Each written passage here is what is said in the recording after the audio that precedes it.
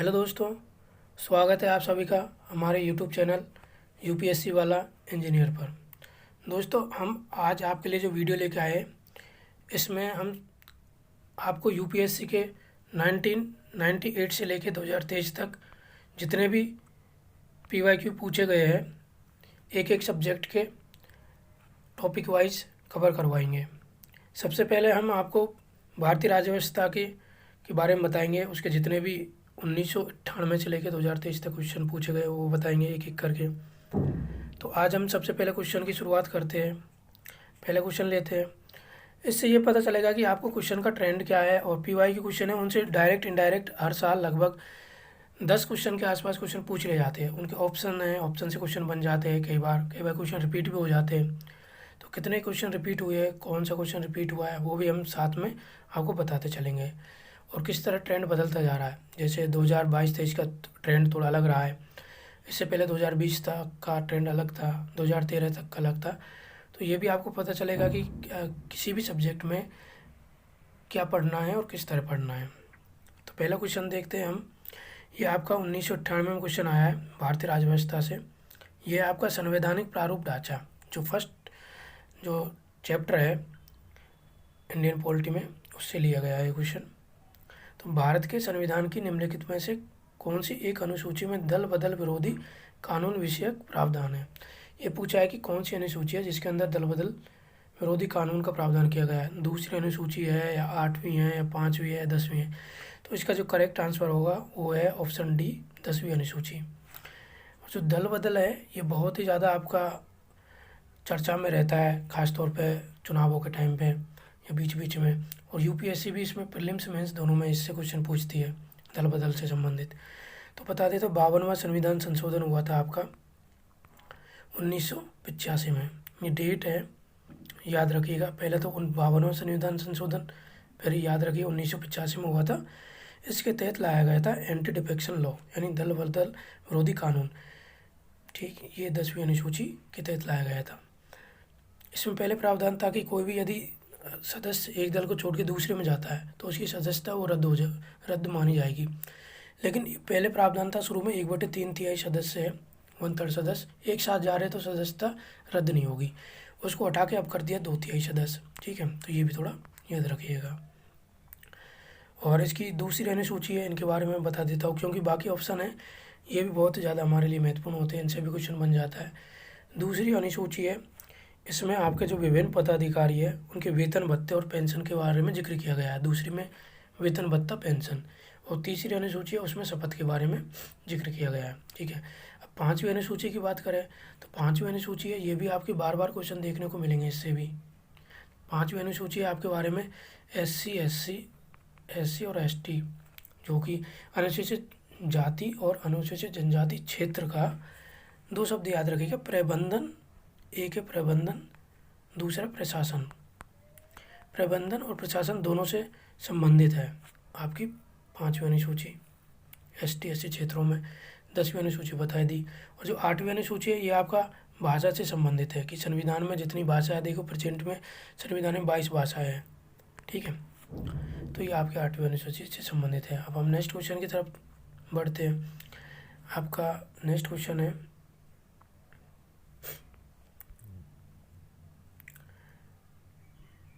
यह है आपका कि निम्नलिखित खतरों में से कौन सा एक भारत के संविधान की 4थी अनुसूची को सही वर्णित करता है। पहला क्वेश्चन था वो पूछा गया था कि आपके संविधान की 10वीं अनुसूची, ये 4थी अनुसूची के बारे में पूछ लिया है। ठीक है, तो पहला है कि इसमें संघ और राज्यों के बीच शक्तियों का विवरण सूचीबद्ध है। देखिए, जो शक्तियों का विवरण है, संघ है सूची है, राज सूची है, समवर्ती सूची है, ये आपकी 7वीं अनुसूची में जिक्र है इनका। तो पहला गलत हो जाएगा। दूसरा, इसमें संविधान में सूचीबद्ध भाषा है, ये तो मैंने अभी बताया था कि भाषाएं है वो आपकी 8वीं अनुसूची में आती है, तो ये भी गलत हो जाएगा। फिर इसका सी ऑप्शन देखते हैं, इसमें जनजातीय क्षेत्रों के प्रशासन के संबंध में प्रावधान है, ये भी गलत है क्योंकि जो प्रशासन संबंधी 6वीं अनुसूची में। अभी आप 2 अनुसूची 5वीं और 6वीं में बड़े अच्छे से इनके बारे में अगले जो क्वेश्चन है उसमें विस्तार से बताऊँगा क्योंकि कन्फ्यूजन हो जाता है कई बार 5वीं 6वीं। और नेक्स्ट है, इसमें राज्यसभा में स्थानों का आवंटन है, ये एकदम करेक्ट है कि जो 4थी अनुसूची है आपकी, इसमें कि राज्यसभा में किस राज्य का कितनी सीटें होगी इसका जिक्र किया गया है। वो जनसंख्या के आधार पर सीटों का आवंटन होता है कि जिस राज्य की जनसंख्या ज़्यादा है तो उससे सीटें ज़्यादा होती है राज्यसभा में। और अभी हम इसकी बात कर लेते हैं। आपकी एक एक ऑप्शन देख लिया है हमने, तो ये चौथी अनुसूची है जिसमें राज्यसभा में स्थानों का आवंटन है। अब नेक्स्ट क्वेश्चन की तरफ हम चलते हैं।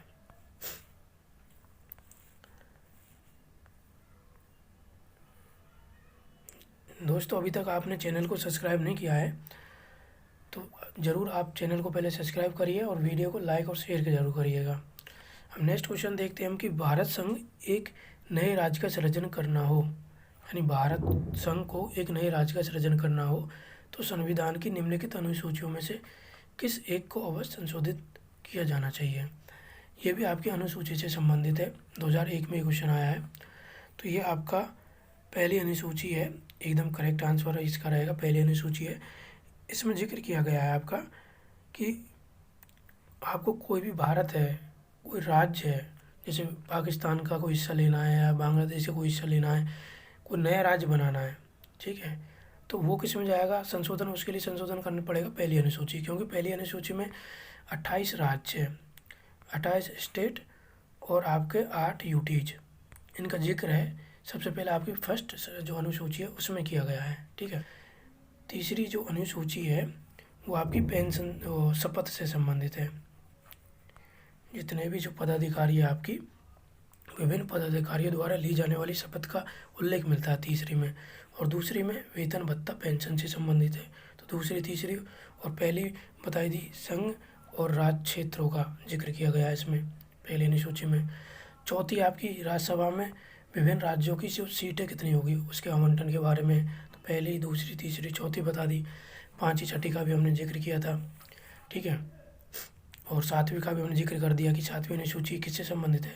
सातवीं आपकी है कि संघ सूची, संवर्ती सूची, राज सूची, जो सूचियों का विभाजन है वो सातवीं में। आठवीं के बारे में हम जिक्र किया था, आठवीं किससे संबंधित है, भाषाओं से संबंधित है, ठीक है, यहाँ तक कर दिया। और इसमें दूसरी अनुसूची, पाँचवीं, इनका जिक्र कर लिया हमने। अब हम नेक्स्ट क्वेश्चन देखते हैं।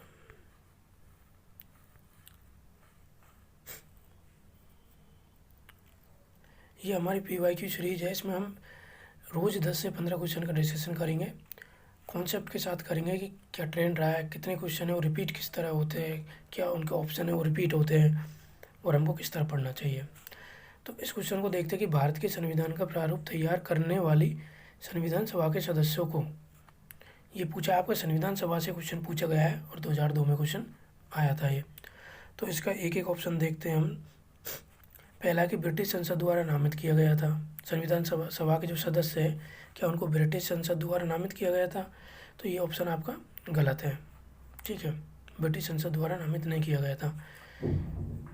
दूसरा है गवर्नर जनरल द्वारा नामित किया गया था, ये भी गलत है। तीसरा कि विभिन्न प्रांतों की विधानसभा द्वारा चुना गया था, ये आपका करेक्ट आंसर है कि हमारे जो संविधान सभा के सदस्य हैं उनको चुना गया था विभिन्न प्रांतों की जो विधानसभा के कैंडिडेट है उनके द्वारा।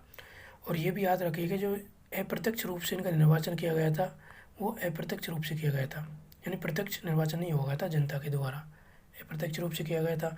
और थोड़ा सा ये भी याद रखें कि संविधान सभा है उसमें लगभग सभी धर्म, हिंदू, बौद्ध, ईसाई, पारसी, सिख और यूरोपीय लोग, लगभग हर धर्म से इसमें भाग लिया था। और जो संविधान सभा में महत्वपूर्ण बात यह है कि किसने भाग नहीं लिया था, कि एक तो महात्मा गांधी है, उन्होंने भाग नहीं लिया था, मोहम्मद अली जिन्ना, उन्होंने भाग नहीं लिया था। और यदि आपसे पूछ लिया जाए कि क्या संविधान सभा में महिलाओं ने भाग लिया था, तो ये भी आपका करेक्ट आंसर है कि महिलाओं ने भाग लिया था, संविधान सभा में महिलाओं ने भी भाग लिया था। तो जो अभी है कि संविधान सभा के सदस्यों को विभिन्न प्रांतों की विधानसभाओं द्वारा चुना गया था, ये आपका करेक्ट आंसर रहेगा, ठीक है। नेक्स्ट क्वेश्चन देखते हैं अब हम। ये कह रहा है कि भारतीय संविधान में 9वीं अनुसूची परिवर्तित हुई थी। ये 2003 में पूछा गया, पूछ लिया 9वीं अनुसूची, 8वीं अनुसूची तक बता दिया था मैंने, 10वीं का भी जिक्र किया था आपसे, तो अब 9वीं भी आ गई। देखो 9th जो अनुसूची है इसके बारे में याद रखिए, ये भारत के प्रथम संविधान संशोधन द्वारा लेके आए थे इसको, 9वीं अनुसूची को। इसमें कुछ आपके ज़मीन से जुड़े हुए मामले थे और इसमें यह प्रावधान किया गया था कि 9वीं अनुसूची में यदि किसी भी विषय को डाल दिया जाएगा, ठीक है, संविधान के कोई भी प्रावधान है, कोई भी विषय है, उसको नवी अनुसूची में डाल देंगे तो न्यायालय उसमें कोई भी संशोधन नहीं कर सकती। मतलब न्यायालय से बचाने के लिए कि न्यायालय उसमें कोई संशोधन नहीं कर सकती, कोई परिवर्तन नहीं कर सकती, इस तरह का प्रावधान किया गया था। और कब लाए थे? प्रथम संशोधन द्वारा लेकर आए थे। ये हुआ था 1951 में। भारत का प्रथम संविधान संशोधन 1951 में हुआ था। और इसमें सुप्रीम कोर्ट ने बाद में एक डिसीजन सुनाया था, वो था केशवानंद भारती मामला आपका 24 अप्रैल, डेट याद रखिएगा, 24 अप्रैल 1973 को आपका केशवानंद भारती वाद आया था। इसके बाद यानी 24 अप्रैल 1973 के बाद यदि नवी अनुसूची में कोई भी विषय या आपका विवाद डाल दिया जाता है तो उसमें न्यायालय या सुप्रीम कोर्ट संविधान में संशोधन कर सकती है। उसके मतलब उस नवी अनुसूची में जो भी विषय होगी उसमें फेरबदल यानी संशोधन कर सकती है, ये प्रावधान किया गया था। ठीक है, तो ये भी डेट याद रखिएगा, कब से? 24 अप्रैल 1973 के बाद में यदि कोई इसमें सम्मिलित करते हैं तो उसमें परिवर्तन कर सकते हैं। लेकिन शुरू में इसको लाया किस लिए था? 1951 में प्रथम संविधान संशोधन के तहत लेके आए थे ताकि न्यायालय इसमें कोई परिवर्तन न कर सके। ज़मीन से जुड़े हुए कुछ मामले थे कि आर्टिकल की बात करूँ तो आर्टिकल और यानी 31 के और 31 खे दोनों से जुड़े हुए हैं। दोस्तों चैनल को सब्सक्राइब करिएगा और वीडियो को लाइक और शेयर करिएगा। नेक्स्ट क्वेश्चन देखते हैं हम लोग। अब आते हैं नेक्स्ट क्वेश्चन पे। निम्नलिखित देशों में से किसने सर्वप्रथम महिलाओं को मताधिकार प्रदान किया था? देखिए ये भी आपका एक अच्छा क्वेश्चन है कि सबसे पहले दिया किसने था महिलाओं को अधिकार, मताधिकार? क्या आइसलैंड ने दिया था, क्या भारत ने दिया था, क्या न्यूजीलैंड या यूएसए ने दिया था? तो बता देता हूँ, उसका करेक्ट आंसर है सी, न्यूजीलैंड। ये पूछा गया था आपका 2003 में क्वेश्चन आया है। सबसे पहले न्यूजीलैंड ने 1893 में महिलाओं को मताधिकार दिया था न्यूजीलैंड ने। ठीक है, अब थोड़ी बात कर लेता कोई अमेरिका ने कब दिया? तो 1919 में यूएसए ने यानी अमेरिका ने महिलाओं को मताधिकार का अधिकार दिया था। ब्रिटेन की बात करूँ तो ब्रिटेन ने 1928 में दिया था। और अभी हम हमारे प्यारे देश भारत की भी बात कर लेता हूँ तो भारत ने 26 जनवरी 1950 को, जैसे 26 जनवरी 1950 को ये हमारा संविधान लागू हुआ था।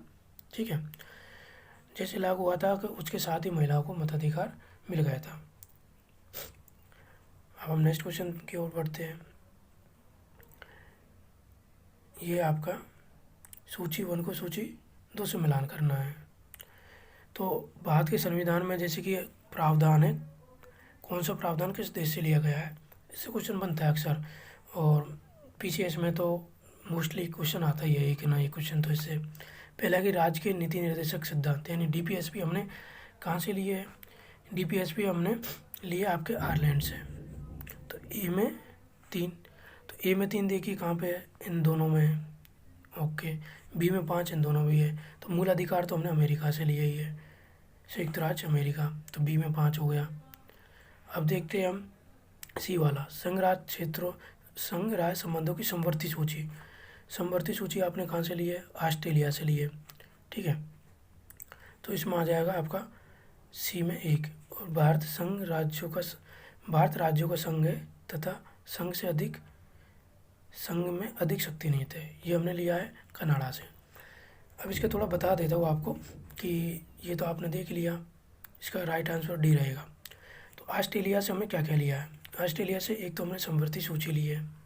ठीक है, ऐसे याद रखिए, SAS इस ऑस्ट्रेलिया, एस से समवर्ती सूची और एस से संयुक्त बैठक, यानी संयुक्त बैठक भी हमने कहाँ से ली है?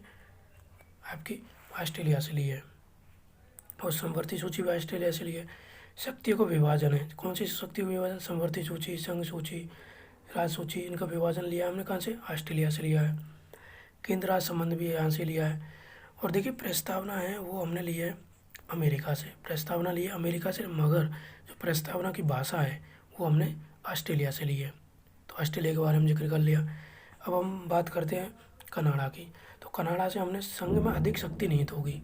कनाडा से एक याद रखिए, हमारा सशक्त जो संघ है, संघ अधिक शक्तिशाली बनता है, ये प्रावधान कनाडा से लिया है। साथ ही अवशिष्ट शक्तियाँ है वो केंद्र में होंगी, ये भी कनाडा से लिया है। राज्यों में राज्यपाल की केंद्र द्वारा नियुक्त की जाएगी, ये भी हमने कनाडा से लिया है। ठीक है। अब हम देखते हैं कि संयुक्त राज्य अमेरिका से क्या क्या लिया है। संयुक्त राज्य अमेरिका, देखिए संयुक्त राज्य अमेरिका से सबसे पहले याद रखिए मूल अधिकार। मूल अधिकार हमने संयुक्त राज्य अमेरिका से लिए है। प्रस्तावना भी यहीं से ली है, जैसे उद्देशिका कहते हैं। स्वतंत्र न्यायपालिका है, वो भी हमने यहीं से ली है। राष्ट्रपति पर महाभियोग का जो प्रावधान है वो भी हमने संयुक्त राज्य अमेरिका से लिया है, ठीक है। और इसके बाद हम बात करते हैं, वो आ जाएगी यूनाइटेड किंगडम। यूनाइटेड किंगडम यानी इंग्लैंड कह सकते हैं, ब्रिटेन कह सकते हैं। इससे हमने क्या कह लिया है कि एक तो संसदीय शासन प्रणाली ली है, संसदीय शासन प्रणाली यहीं से ली है। दूसरा द्विसदनीय व्यवस्था, यानी लोकसभा और राज्यसभा द्विसदनीय व्यवस्था यहीं से ली है। और लोकसभा का जो हमारी लोकसभा के प्रति मंत्रिमंडल का जो मंत्रिमंडल लोकसभा के प्रति सामूहिक रूप से उत्तरदायी होगी, ये भी हमने यहीं से लिया है। एकल नागरिकता है, ये भी हमने ब्रिटेन से लिया है, ठीक है। और एकल न्यायिक प्रणाली है, ये भी हमने ब्रिटेन से लिया है। तो इस तरह आप थोड़ा एक्स्ट्रा भी याद रखिएगा, क्योंकि इनसे पूछ लिया जाता है कई बार क्वेश्चन। अब हम अपना नेक्स्ट क्वेश्चन की ओर चलते हैं। आपका देखिए 2004 में क्वेश्चन आया है ये, और पूछा किससे, भारत की संविधान सभा के बारे में पूछा गया है, ठीक है। संविधान सभा से पहले भी क्वेश्चन आ चुका है आपका। तो इसको देखते हैं कि निम्नलिखित कथनों में से कौन सा सत्य है, सही पूछा है कि इनमें से कौन सा कथन है वो आपका सही है। पहला कथन है, वर्ष 1946 में प्रांतीय सभाओं द्वारा भारत की संविधान सभा चुनी गई। देखिए ये ऑप्शन बना था आपका, मैं आपको बता देता हूँ। इसका करेक्ट आंसर भी यही है कि 1946 में जो प्रांतीय सभाओं द्वारा संविधान की सभा चुनी गई थी। एक क्वेश्चन आया था सेम ही आपका, हाँ एरिया 2002 में पूछा गया था कि भारत की संविधान सभा का प्रारूप तैयार करने वाले संविधान सभा के सदस्यों को विभिन्न प्रांतों की विधानसभा द्वारा चुना गया। तो यही आपका क्वेश्चन रख दिया, मतलब ये क्वेश्चन फिर से रिपीट हो गया आपका 2004 में, ठीक है। तो इस तरह क्वेश्चन रिपीट होते हैं। अभी देखिए 2008वां क्वेश्चन है आपका, ये रहा 2004 में कि वर्ष 1946 में प्रांतीय सभाओं द्वारा भारत की संविधान सभा चुनी गई। ये एकदम करेक्ट आंसर है इसका। नेक्स्ट देखते जवाहरलाल नेहरू एम जिन्ना सरदार वल्लभ भाई पटेल भारत की संविधान सभा के सदस्य थे। तो ये गलत है, क्योंकि मैंने बताया था कि महात्मा गांधी और अली जिन्ना, मोहम्मद अली जिन्ना दोनों ही संविधान सभा के सदस्य नहीं थे। भारत की संविधान सभा का प्रथम अधिवेशन जनवरी 1947 में हुआ था, ये गलत है। इसके बाद हम देखते हैं कि भारत का संविधान 26 जनवरी 1950 को अंगीकृत किया गया था, ये भी गलत है, क्योंकि अंगीकृत 26 नवंबर 1949 को कर लिया था, लेकिन जो आपका लागू किया गया था वो किया गया था 26 जनवरी 1950 को, ठीक है। 26 जनवरी 1950 को हमने पूर्ण रूप से लागू हो गया था हमारा संविधान भारत में, और 26 नवंबर 1949 को अंगीकृत किया गया था। कब किया गया था? 26 नवंबर 1949। थोड़ा याद रखिएगा इसको भी। ये कह रहा है कि निम्नलिखित में से संविधान सभा संघ संविधान समिति के अध्यक्ष कौन थे? तो इसका जो करेक्ट आंसर रहेगा जवाहरलाल नेहरू रहेगा, क्योंकि भीमराव अंबेडकर थे प्रारूप समिति के आपके अध्यक्ष थे। जे.बी. कृपलानी है, जे.बी. कृपलानी आपकी मूल अधिकार संबंधी उप समिति है, मूल अधिकार संबंधी उप समिति के अध्यक्ष थे, ठीक है। और अल्लादी कृष्ण स्वामी अय्यर है, ये भी आपके प्रारूप समिति थी उसके सदस्य थे, ठीक है। तो इनके बारे में सबके बारे में आपको याद रखना है कि खासतौर पे प्रारूप समिति हो गई आपकी, मूल अधिकार उप समिति हो गई, इनसे कौन अध्यक्ष था कौन सदस्य था, इस तरह के क्वेश्चन पूछ बने इनसे। तो इसका जो करेक्ट आंसर रहेगा कि संघ संविधान समिति जवाहरलाल नेहरू, ठीक है। अब हम नेक्स्ट क्वेश्चन की ओर बढ़ते हैं। चैनल को सब्सक्राइब करिएगा अभी तक जिन्होंने सब्सक्राइब नहीं किया है। ये आपका 10 नंबर का क्वेश्चन 2005 में पूछा गया है कि भारत के संविधान में 20 भाग है, भारत के संविधान में 20 भाग है, ये गलत है, ठीक है। क्योंकि इसको देखते हैं हम पूरा, एक बार पढ़ लेते फिर बताऊँगा सारा एक साथ। भारत के संविधान में कुल 390 अनुच्छेद है, ये भी गलत है। भारत के संविधान में 9वीं 10वीं 12वीं अनुसूचियों को संविधान संशोधन अधिनियम द्वारा जोड़ा गया, ये आपका करेक्ट है, यानी केवल 3। तो सी आंसर इसका राइट हो जाएगा। कि जो मूल संविधान था उसमें 8 अनुसूचियाँ थी आपकी, ठीक है, और वर्तमान में कितनी हो गई, 12 अनुसूचियाँ, ठीक है। और आपकी संविधान के भागों की बात करूँ तो 22 भाग है। संविधान के कितने भाग है, टोटल 22 भाग है, 395 अनुच्छेद है वर्तमान में, पूरे 22 भाग, 395 अनुच्छेद और 12 अनुसूचियाँ हैं, ठीक है। ये आपके यहाँ तक समझ आ गया। दोस्तों इस वीडियो में हमने आपके साथ 10 क्वेश्चन का डिस्कशन किया है 2005 तक। नेक्स्ट वीडियो में हम 2005 के बाद जितने क्वेश्चन आए उनका डिस्कशन करेंगे। तो वीडियो को प्लीज़ लाइक करिए, शेयर करिए और चैनल को सब्सक्राइब ज़रूर करिएगा। इस वीडियो में इतना ही, और वीडियो देखने के लिए बहुत बहुत धन्यवाद आपका।